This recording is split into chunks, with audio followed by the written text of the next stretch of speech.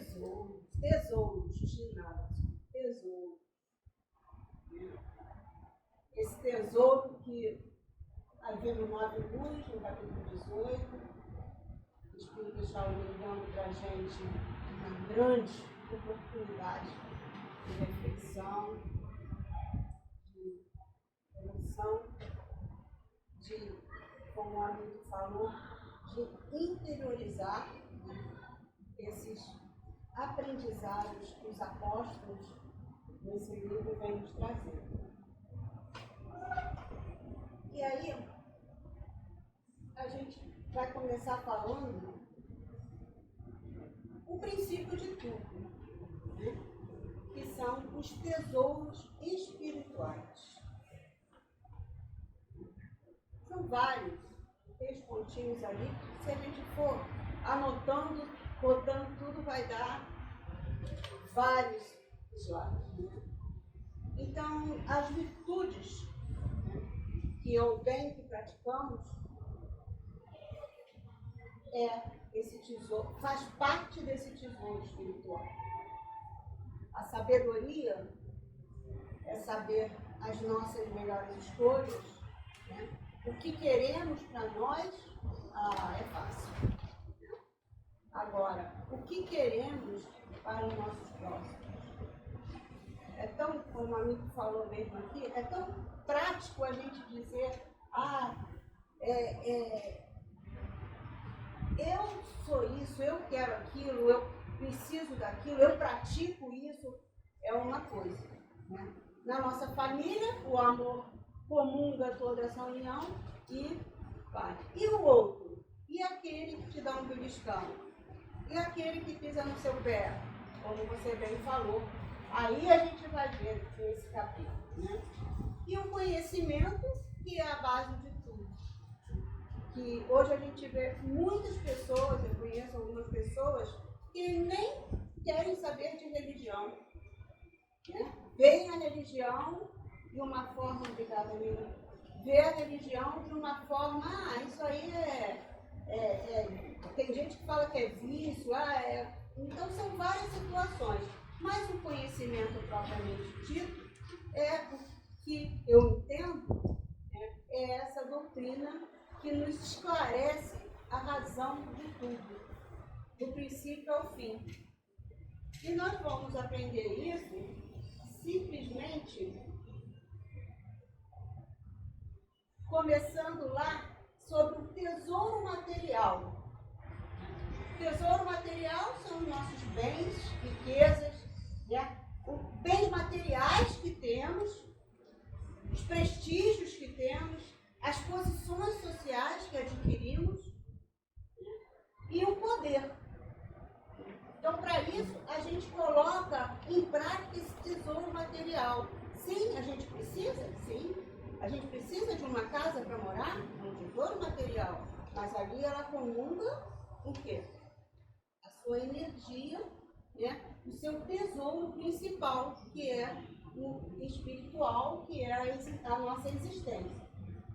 Então, esses poderes materiais são poderes, né, são tesouros que a gente precisa criar ponto a ponto, valer ponto a ponto diante das nossas conquistas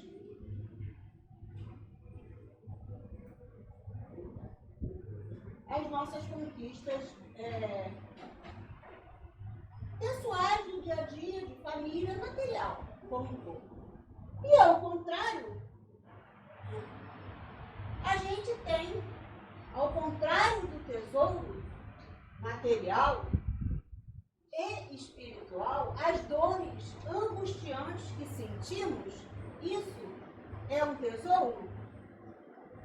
Podemos apostar que essas dores é um tesouro em nossa vida? Ou é com elas que conquistamos o nosso tesouro? Que conquistamos a nossa elevação espiritual? Dizemos a falta de supérfluo, né? A depressão, a ansiedade, a síndrome do pânico, o transtorno de personalidade, né? As insatisfações, angústias, são tantos, né, os exemplos emocionais que a gente pode dar, que ele vem totalmente de encontro, isso tudo material, né? Com o nosso corpo físico, mas isso vem totalmente de encontro, né? Às nossas derrotas, vamos dizer assim, nos tesouros materiais e espirituais. Nos decepcionamos com um amigo, nos decepcionamos com o nosso emprego, nos decepcionamos com amores nossos, quantas vezes, e aí isso vai causando essa série de doenças, né? Que deixa de ser, né? O tesouro passa a ser fragilizado, enquanto o tesouro espiritual vai conquistar, né, aos estudos, o que aprendemos nas religiões como um todo, o que aprendemos nessa doutrina que é tão esclarecedora para a gente, né? Esse conhecimento espiritual vai fazer exatamente o quê? Que a gente vá aportando, né, esses valores, esses tesouros que nos destroem, né, e que conquistamos por escolha própria. E hoje o nosso amigo de hoje, o nosso personagem de hoje nessa história, é simplesmente Judas Iscariotes. Esse, falar de tesouro com ele, por ele, dando o exemplo dele, é assim, motivo, assim, para que a gente venha refletir muito sobre nossas emoções. Judas significa abençoado, Iscariotes significa floresta do bosque. Isso eu pesquisei para poder chegar nessa conclusão. Um trabalhador de adoração ganancioso. Isso aqui tem alguma coisa a ver com a gente? Eu vou falar eu. Tem alguma coisa a ver comigo? Né?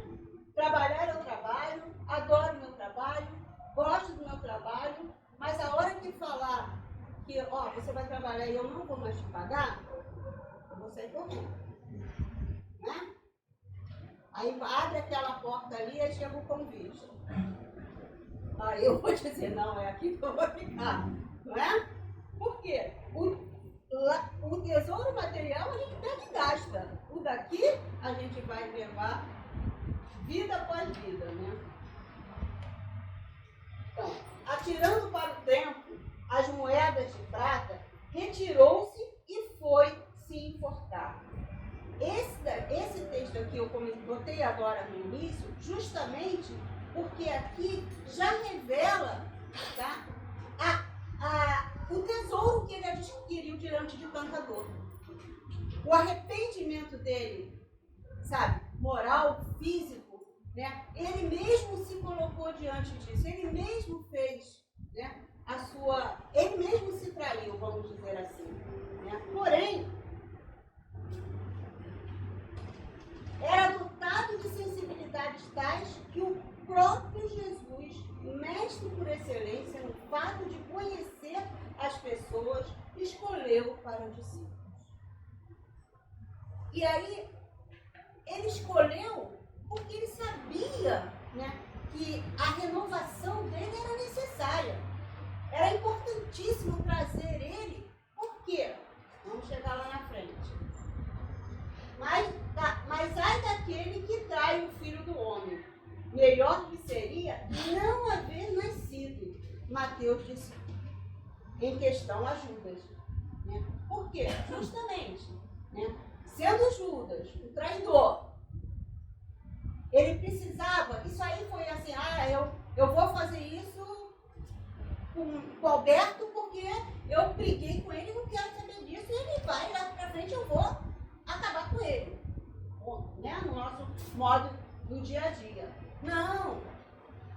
Aí Jesus vem e responde para ele o motivo qual isso já era programado. A nossa vida já existe uma programação, já existe um destino, um caminho a seguir. Então, estando eu com eles no mundo, aguardava-os em teu nome. Tenho guardado aquele que tu me destes, e nenhum deles se perdeu, senão o da perdição, para que a Escritura se cumprisse. João, quando revela isso, né, ele vai já assim no objetivo. Ele já coloca ali, colocando exatamente como é que pode, né, esse que te traiu, que te levou para fora, que te levou para a cruz, que te colocou em todas as aflições, né? E é ele que você vai escolher para discípulo? É ele que você vai trazer para você? Judas era mais inteligente do que pensamos. Existe nele uma força maior que a sua consciência de sofrimento e de perigo de vida. Então, ele sempre foi rumo a Jesus, se juntou, ele não foi convidado, né? Pelo que eu entendi, ele não foi convidado. Ele se uniu aos que seguiam Jesus. Tá? Só que esse unir não foi à toa. Houve um comprometimento, houve uma preparação do alto, houve um acordo. Né? Então, ali ele chegou seguindo, né? Só que na visão humana, né, essa consciência deles trouxe perigos para Jesus, que não, aí Jesus vai responder também lá na frente. Vou andar rápido porque Jesus fala muito. Os homens envolvidos em erros inexplicáveis. Né? Então, ali ele praticava, né, esses envolvimentos, trazendo um discernimento vou falar, de ódio, de revolta, né? Porque ele parava os outros, mas ele não se sentia parado. Há nações fratricidas. E os países, né? Aonde essas nações vão conviver, como vamos conviver nessas nações, né, diante com esse tesouro que recebemos. E ele tinha um objetivo, e ele sofria por líder, né, de guerra, ele sempre foi, né,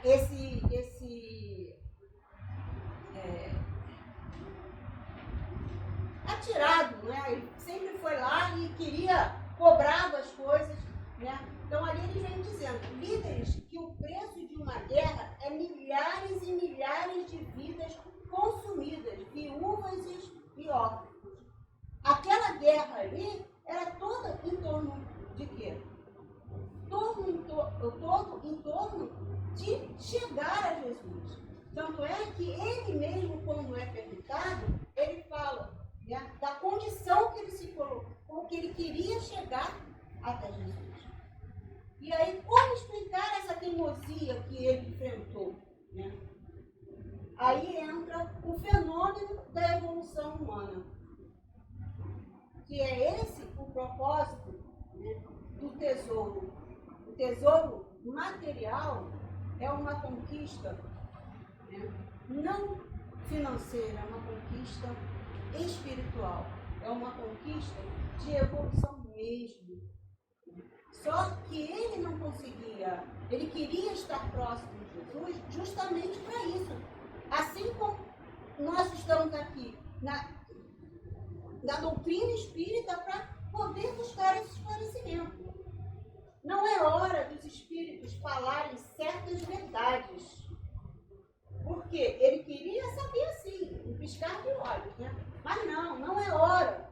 Tá? O seu momento vai chegar. Deixemos, tá? Porque ele questiona, exatamente, ele questiona o fenômeno da evolução humana. Né? Por quê? Vamos estalar os dedos e vamos nos erguer e vamos evoluir. E aí, pergunta-se a Jesus, né, e ele fala, não é hora desse momento. Deixemos que a natureza, né, que a existência ali, aonde, diante de tantas essas angústias, as pessoas se tornam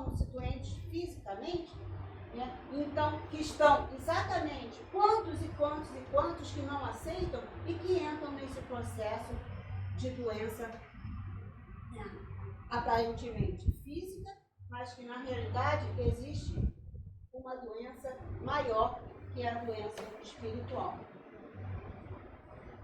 E aí ele pergunta, por que, meu Deus, tanto tesouro no mundo?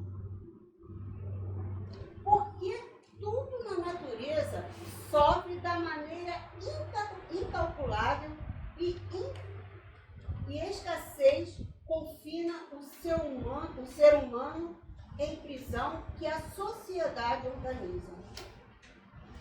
E aqui ele conversava, né, com ele mesmo, ele e o mar. Ele queria ali uma resposta. Por que isso? Como isso se dá? Né? Por que uns são escolhidos e outros não? Né? Aonde entra a formação física, a formação moral física? Né? Por que tantas áreas limitadas para os homens? Né? Quando ele fala isso, é porque ele viu aquela multidão seguindo Jesus e viu as guerras que se formavam diante disso. Então ele ali, ele colocava a sua consciência em reflexão, refletindo sobre o que ele tinha visto. O que vem a ser tesouro para nós? E por que o ouro é desordenado ao seio dos homens? E aí que ele passa a comparar, né? Por quê? Para ele, aonde toda aquela estrutura que ele vivia, né? Toda aquela riqueza toda, né? Reis, tantos aqueles, e ele se colocava ainda numa condição menor. Mas só que ele queria o quê? Conquistar, não mais. Ele queria abrir mão do tesouro físico, que ele já não tinha, né, mas procurava, né, como ele queria agora ter o tesouro moral, o tesouro de elevação. E aí, quando ele pergunta, aí Jesus deixa cair no ambiente algumas gotas de silêncio. Judas não descansava de imediato. A imagem de Jesus reflete-se na sua própria consciência, repetindo as mesmas palavras ditas antes com carinho. O mestre contradece, argumentando novamente. Judas, já tive a oportunidade de notar a riqueza que tens dentro de ti. Tá? Eu estou falando dessa forma, né? Por quê? Estou afirmando, porque é uma coisa. Jesus perguntou, ele vai dizer o contrário? Né? Ele vai se assumir? Se um homem soubesse o que pode fazer com o poder que dorme na sua alma, valores doados por Deus, nosso Pai, ficaria feliz só com isso, que chamamos a riqueza das riquezas. Os pensamentos podem atingir estruturas inconcebíveis. O ponto de tudo se forma pela sua simples vontade. O que compõe as coisas está disperso com a abundância por toda parte, bastando uma ordem da qual o amor é a chave. Que tal diga, faça-se aquilo, e aquilo se faça. É bom que lembres como foi feita a criação, que Moisés inteligentemente nos revela. Somos filhos deste que nos criou a sua mais perfeita semelhança. A riqueza da criação ou cocriação nos pertence como a maior herança da vida e a maior riqueza que o amor de Deus nos deu. Como seres humanos espirituais, não podemos ser as coisas pela sua simples aparência. É necessário que entendamos em espírito e em verdade para que essa verdade nos liberte de todas as interpretações.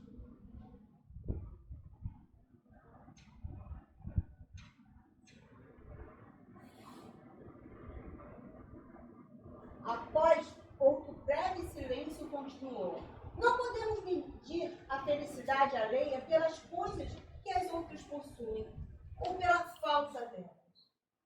A carência da fortuna pode ser uma lição valiosa que vem despertar a verdadeira preciosidade do coração. É muito justo e de bom tom que nós não invejamos as situações dos outros para que os outros não façam o mesmo conosco. Fazendo com que o ambiente de constrangimento nos atingisse.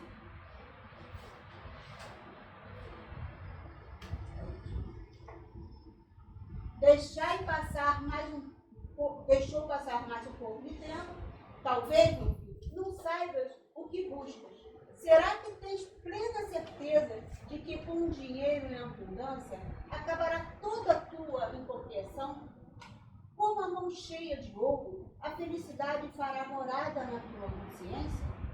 Com muitos poderes, a paz reinará em teu coração? Toda ilusão é passageira, principalmente quando se tenha de alma que se abeiram do bem e que já começam a conhecer a verdade.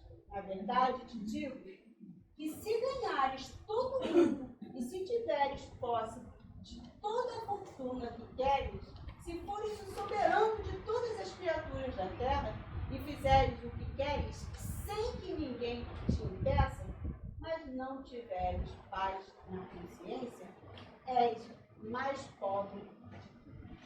É necessário, Judas, que aprendas a ser rico por tempo, para que o teu coração aprenda a orientar os tesouros de fora. A afeição de todos, me adiavam a alegria, achando a lição da noite muito própria, e a convivência diária, a cara convivência diária. Mas Judas vai sozinho para a igreja dos pescadores, pensando em como conciliar uma coisa com a outra. E é esse o convite, que a gente venha trazer esse elo, esse laço da nossa. Claro, se estamos materialmente vivendo, é porque já adquirimos muitos aprendizados de vários e vários tipos. Mas é o tesouro que temos. Se temos condição de hoje estar na condição que estamos, por amor, por responsabilidade, por trabalho, por tudo que Jesus nos preparou, nos deixou como ensinamento, nos colocou à prova disso tudo, e é aí que a gente começa a perceber a necessidade das nossas renovações espirituais, principalmente, porque é ela que nos conduz, é ela que nos mostra o caminho a seguir. E assim, a material, com certeza, teremos os tesouros materiais, não da riqueza material, mas precisamos desses tesouros nessa matéria que vivemos para seguir uma estrada